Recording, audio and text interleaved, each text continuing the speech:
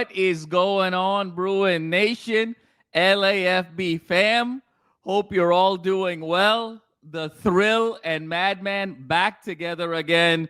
And oh my goodness, do we have a topic for you? As I'm sure everybody has heard, the UCLA Bruins have gotten 5-star quarterback prospect and winner of 10 games and a college football playoff appearance for the Tennessee Volunteers, Nico Iamaleava. And it is excitement galore here in Westwood. But before we dive into all of the plot twists, all of the ebbs and flows that made this feel like somewhat of a reality television show over the last few days, the man, the myth, the legend to my right, Mr. Will the Thrill Decker. Brother, how we doing tonight?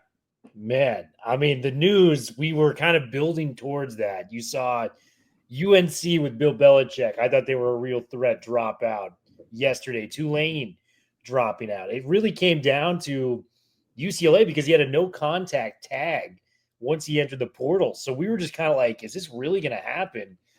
And, people are going to be upset about this. People are going to be very happy about this. But I think we can all agree, when's the last time UCLA dominated the college football headlines?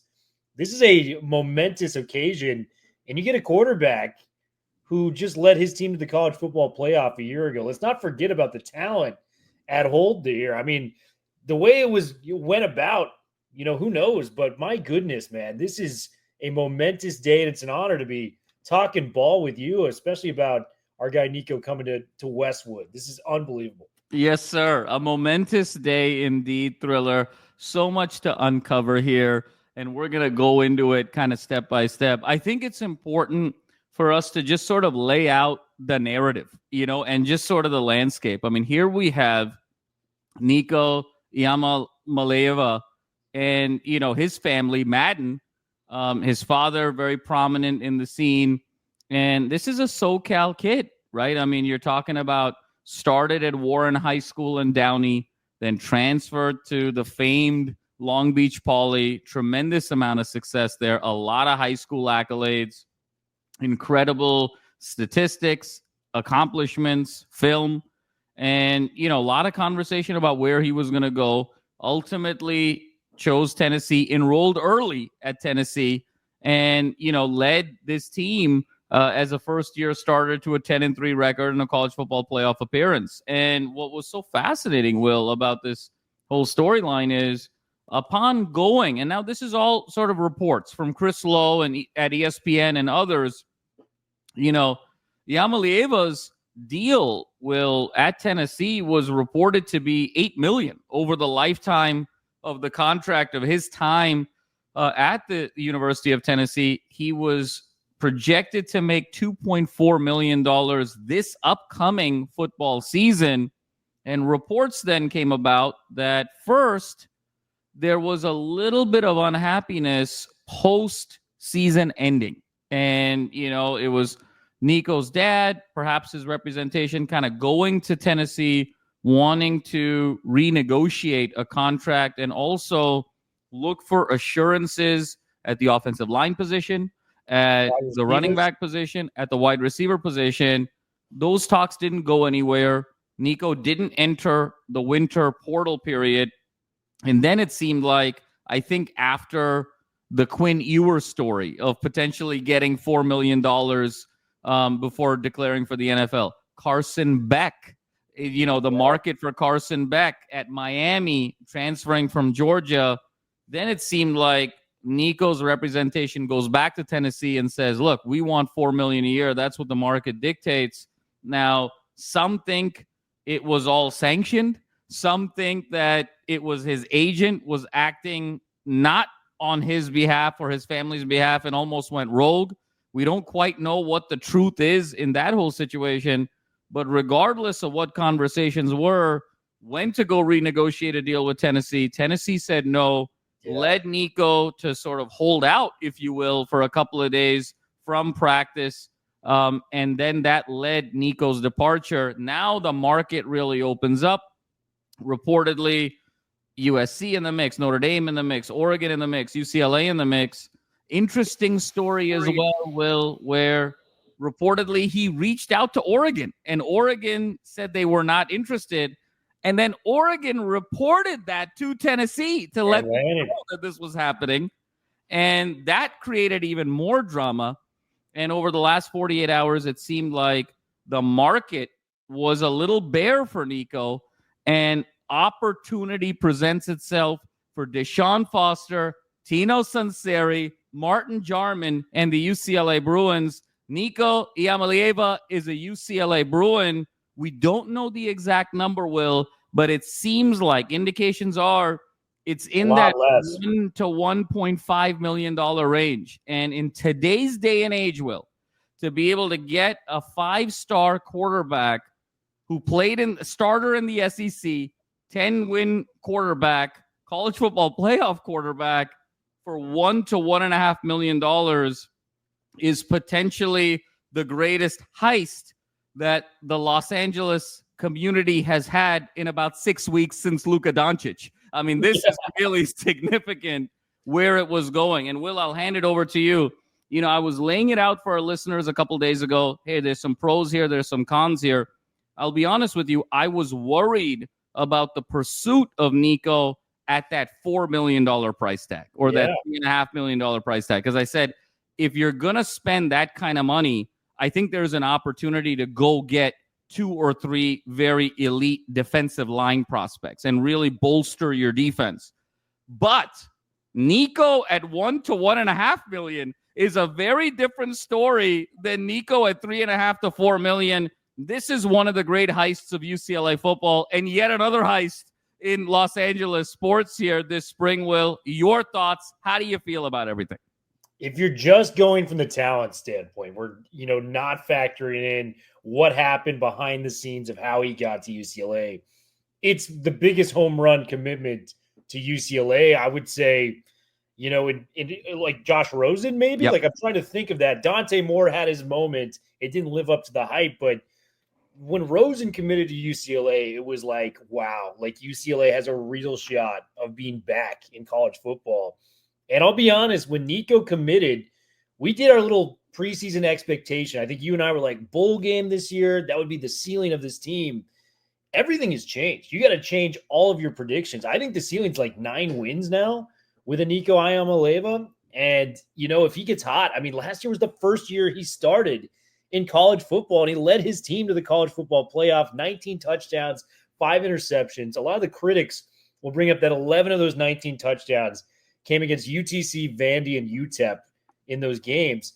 But that was a really talented team. And Dylan Sampson, I mean, that guy's going to be a top 5 running back in the NFL draft this year. So the offense, it was smart to run through that. Plus, it's your first time touching the college football field. Do I need to remind people? He got a redshirt year. He may have thrown for 2 touchdowns the year before.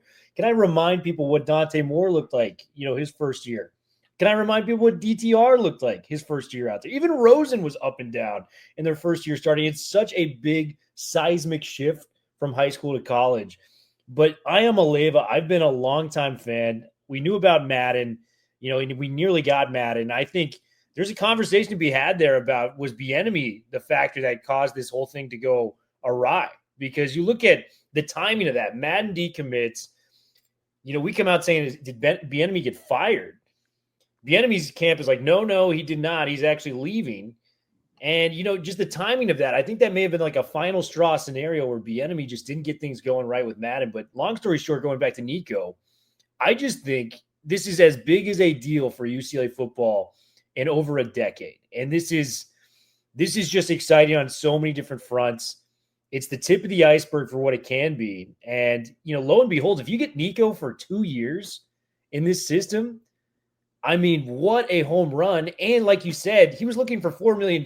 You got him for pennies on the dollar in this situation. So there's no downsides here. Like the way he went about it, we can talk about how that happened and, how that actually transpired. But in terms of the talent and coming to UCLA football, madman, this is as big as a deal as there's been in so long. Thriller, it's as big as a deal in so long indeed. And I think a couple of things that you said that's really worth exploring even further. The first is you have to rethink now the ceiling of expectation for UCLA. You said it. I think we were assessing this roster. We were putting together our 2025 season projections, kind of overlaying schedule on top of roster and really kind of putting an assessment together. I think you and I both netted out and said, look, peak is probably 7. Realistically, maybe 6, but it's going to be sort of in that 5 to 7 range. We'll call it 6. Bowl eligibility would be really significant with this roster at 6-6. Now, from 6 or 7 wins, you're looking at 8 or 9 wins. There's no question about it. And I think what makes that so significant also is, well, we're not in the last era of college football now, okay? There is a world where a 9-3 Big Ten team can make the college football playoff. This is not, oh my God, the BCS era where you got to be 1-2, or the college football era where you got to be 1-4, where any more than one loss and you're pretty much done. Exceptional cases, very exceptional, where you get 2 losses, you could potentially be there. There is now a window of opportunity now where schedule breaks right, you stay healthy, you're in one of the 2 preeminent conferences in the entire sport. If you can put together a 9-3 season, if you're not in, you're certainly knocking on the door to being very close to being in. And so now anything can happen. You know, there's sort of a March Madness element to this moving forward that is absolutely so exciting. And now, you know, we're also seeing the ramifications of that in terms of the quarterback room. Reports now, Joey Aguilar's group and representation, they're now starting to field calls to see Joey Aguilar potentially going to the transfer portal. I would not be surprised if that happened tomorrow, or as soon as, possible in that regard. Because I think Aguilar recognizes, look, if Iamaleava walks in the door, spring practice or not, preparation or not, this guy's taking the job. And, you and I both saw it, Will. Aguilar, really good kid, really excited for him. There's an opportunity for a learning curve there, but there were some clear limitations over the course of spring that we saw. I think you and I both really like Duncan and Davis. Yeah. Both a little raw, though, both a little young. Iamaleava solves it all. And so there is a ton to be excited about. Your thoughts, Will? Yeah, with the Aguilar situation, I do want to click on that a little bit. I do feel for him because he uprooted his life, moved to UCLA. He was kind of promised, as close to a starting job as you can. He at least was going to have to earn it, but the odds were in his favor to take the blue and gold and start for them on opening day against Utah. Everything changes with Iamaleava. And, who knows? What if you get Nico for 2 years? Does this mean we don't get to see Luke Duncan, don't get to see Demarcus Davis? I'm not saying it's a worse scenario. I'm just saying this changed. Like, this is the universe we're in now with Nico Iamaleava committing. It's like a butterfly effect where everything changes for this football team. And Madman, you clicked on a perfect point. 9-3 gets you in to the college football playoff, potentially with some big wins along the way. You know who was 9-3 last year that made the college football playoff? Tennessee going into that. And you know what's good to have when you want to go to a playoff? A quarterback that has been there, the most important position in the entire sport. And you got Nico coming back on a year where he only threw 5 interceptions, 19 touchdown passes, ran 3 touchdowns in himself. I just think if he's going to build like the natural trajectory of a college quarterback as you get better your second year because you've seen defenses and you've seen the speed of the college game, there's a real chance we can make waves this year. If this offensive line gels like we think it can. That was the question we had last year. I know it's a lot of new big bodies, and we were way more optimistic. Can this offensive line gel? Can you find a run game? And if you can get both those things, I have zero questions about the offense if Nico Iamaleava's in there. He had one of the best high school films. I want people to go back. His mechanics are flawless at the quarterback position. You could know nothing about the sport of football and turn on that highlight tape and be like, that guy is freaking amazing. Like, absolute frozen ropes he's throwing out there with just a hose of an arm. He's going to hit you on the numbers, 15, 20 yards downfield. Iamaleava, like, in a Tino Sinceri style offense, this could be frightening, dude. Like, this could be really scary. Curtis Rourke was a guy that we really kind of honed in on because that's the comparison there. Iamaleava completed 64% of his passes in the SEC last year.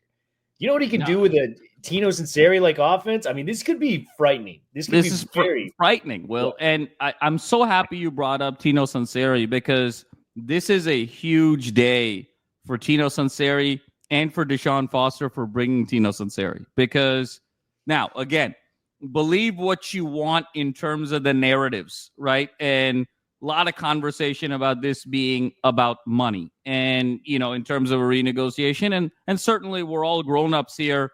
I'm sure money had to do with it. But the other narrative, the other idea that is floating around is that Iamaleava left Tennessee because he didn't quite believe in the Josh Heupel system to be able to get him prepared for the next level. And so the fact that he saw that preparation and saw that scheme and saw that vision offensively at UCLA with Tino Sanseri running the helm, I think speaks absolute volumes. And so now when you put Sanseri, Will, together with Iamaleava, you're going to have that running game with the Deshaun Foster-led unit.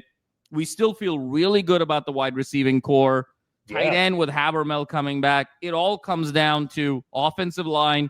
Can all of these transfers gel? Can they come together? Because if they can, this is a team that's going to be scoring north of 30 points in most, if not all, games in a realistic scenario. And then can you get a little opportunistic defensively? I think we know we're still heavily light on that front seven, particularly on that defensive line.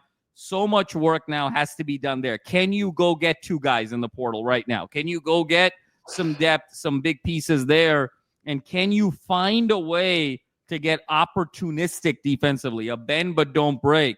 Because if you can put this 30-point per game offense together with an opportunistic defense, look, we've seen that formula work, Will, to tremendous success over the years. And so both at UCLA as well as outside of UCLA. So really, really exciting there. Will, one thing I want to bring up, and I don't want to burst the bubble, but I also think UCLA needs to be thinking about this now, because getting Nico for $1 million, $1.5 million, whatever that round number is, if he blows up this year, that number goes way up. And so if you're UCLA, you have to now fundraise and you have to really bolster that NIL to be ready, because the last thing you want, Will, is him having a tremendous season. You're building this momentum. You're getting into year 3 with Deshaun, where there's really an opportunity to kind of take that next step.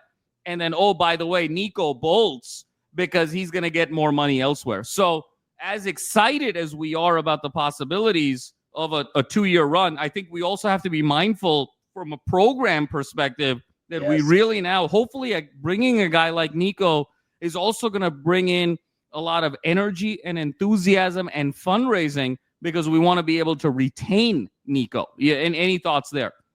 Yeah, it's going to take a village, man. And, we can't just rely on Uncle Casey every time we need something to get, spent on when it comes to UCLA football. And, I just want to give a massive shout out to Deshaun Foster. I think he deserves a ton of credit in getting this done. And the pivot was quick. I think he knows year 1 didn't go to plan, and people are upset about it because, like we've talked about, if Chip left at a reasonable time, we could have had Jed Fish, who's at Washington right now doing great things. We could have had Jonathan Smith.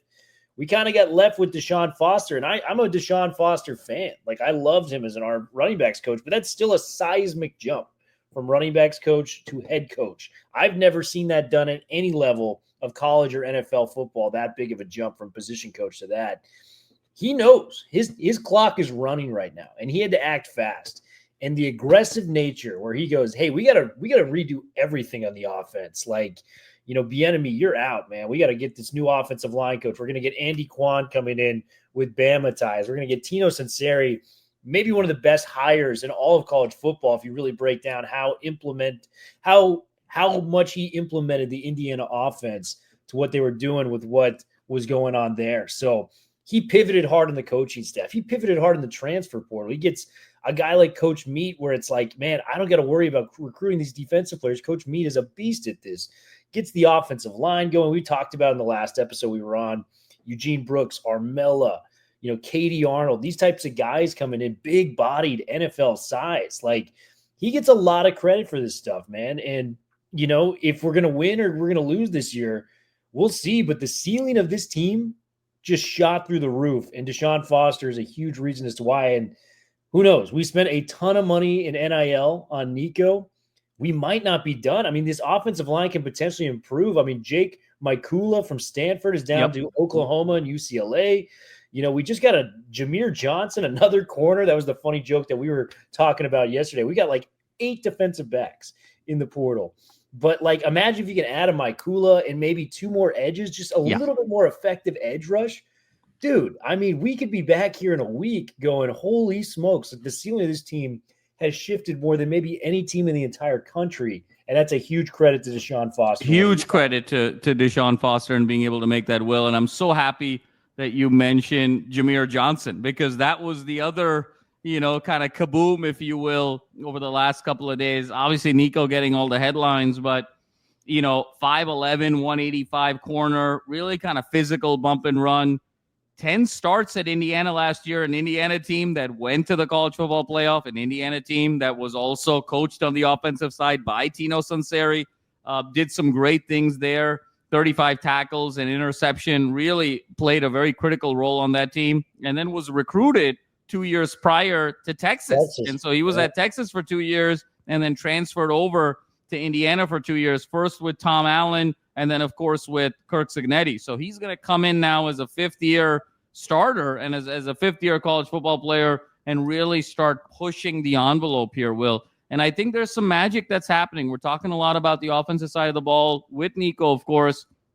But even on that defensive side, Will, we're starting to see some leaders emerge in the secondary in particular. There was a really nice piece by the Times. Key Lawrence. I mean, the transfer from Ole Miss, he's starting to take on that leadership role, Will, of that secondary that's so vital. We think so much about that famed 2022 season, right? The DTR Charbonnet a year, so close. I mean, 9-1 at one point. You can sort of taste potentially, a Pac-12 championship game appearance, a college football playoff appearance at that point.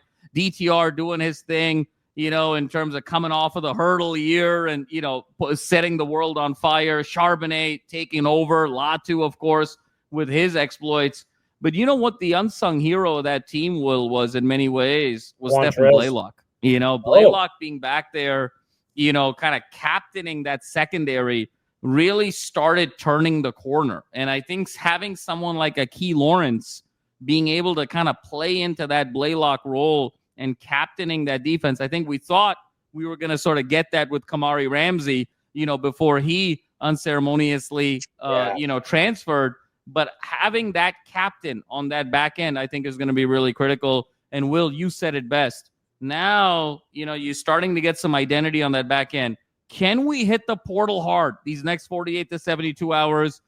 Defensive line, Will. You're saying hit the edges? Absolutely. Hit the interior? Absolutely. Hit more? Absolutely. We need more defense. If we can get 2 guys in the defensive line, Will, that can be real rotational pieces, even threaten to be starters in this portal, now you're talking about a situation where you really have something. And like you said, the sky is the limit. This is very exciting times for us.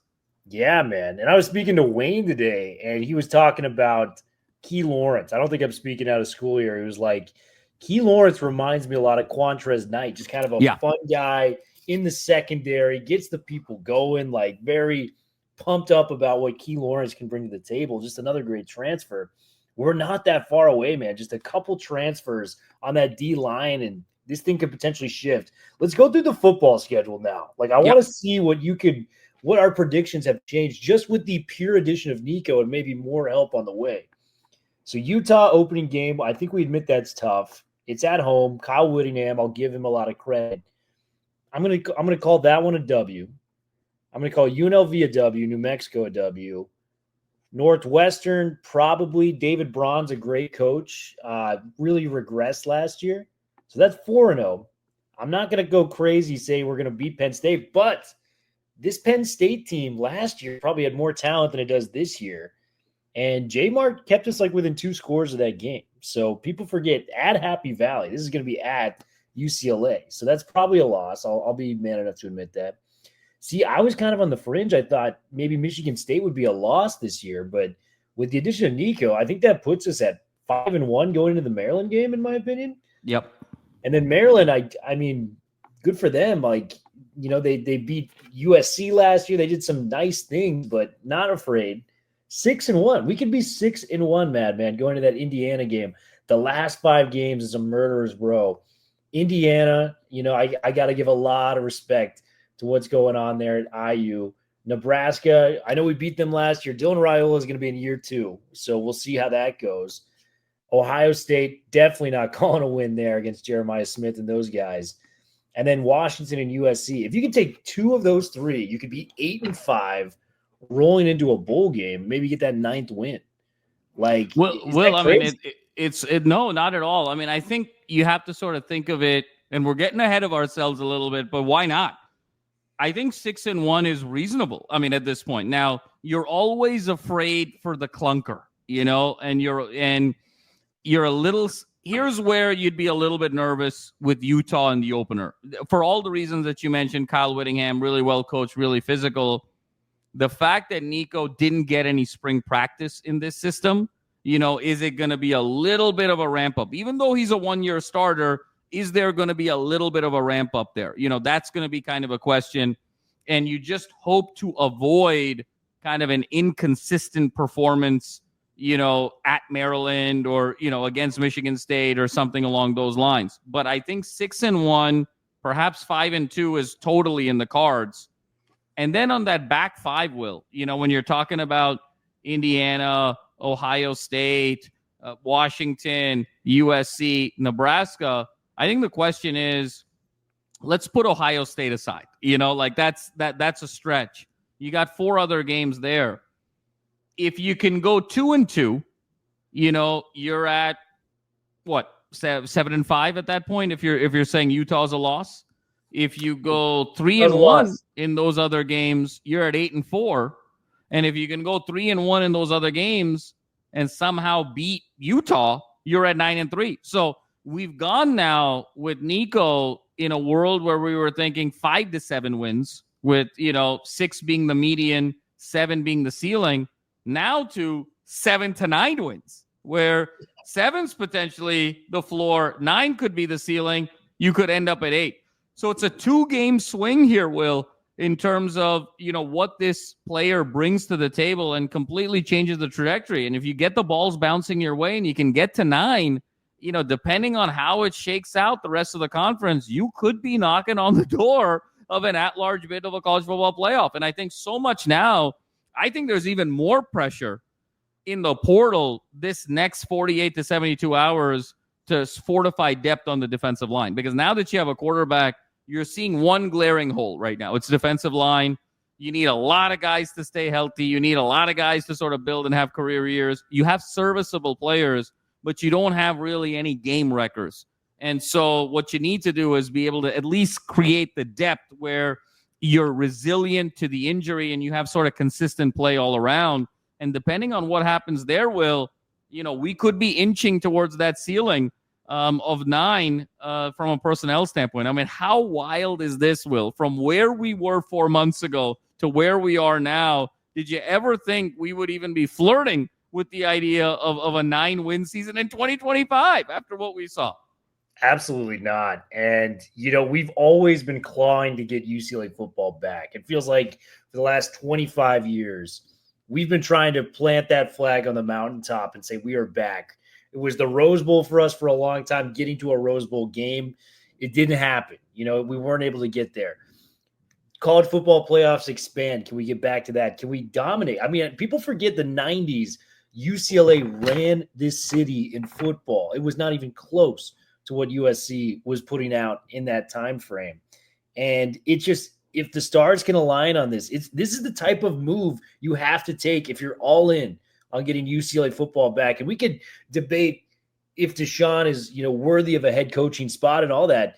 His heart will always be UCLA football. And this is the move you take if you want to take a big at-bat, a big swing at getting UCLA back on top. And this is exactly what happened. I mean, can you remember a bigger day in UCLA football in the last 20 years? Like, try to even just think of a date. Rosen last 20 years. So you're saying from 2004 to 2024, when USC's rise kind of happened, Yeah, absolutely. I mean, I think there were moments with Hundley. I think when Hundley went into the Coliseum and won in 13, that was the first time UCLA won in the Coliseum since the 90s, since 97. That was a really, really big day. 2007, the upset, I think is 2000 with our friend Pat Cowan. That was a massive day in UCLA history, of course, 13-9. I think we've had moments. I mean, even the hurdle game was such a huge day, with DTR and the autograph, obviously winning that Alamo Bowl in 14, Rosen and the comeback against Texas A&M were big days. But this is a different kind of a big day. To your point, Will, it feels like when Rosen signed off of the back of Hundley. Hundley had that 29 wins in 3 years. Mora really was having it rolling. UCLA looked like they were back. And then you get Josh Rosen, and you're thinking so much bigger.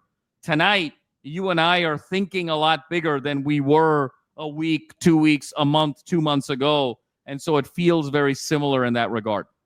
Yeah, and to quote the great Andy Dufresne from Shawshank Redemption, hope is a good thing, UCLA fans. We've got hope again, and everything can fall into place for UCLA if Nico is as expected. Yes, sir. And everything will be rising again. Bruin fans, what a great day. Go out and celebrate. The Thrill and Madman got your back in a few days. Hit that like and subscribe button as we're growing the channel, growing the fan base, building the movement, building the revolution that soon will be UCLA football back to its rightful place of the elite as it was in the 70s, 80s, and 90s. Bruin fans, huge day indeed. We got Nico. Let's see what more we can get. So much fun with this, Will, being with you as always and with our listeners and our viewers. And as always, Fours up forever.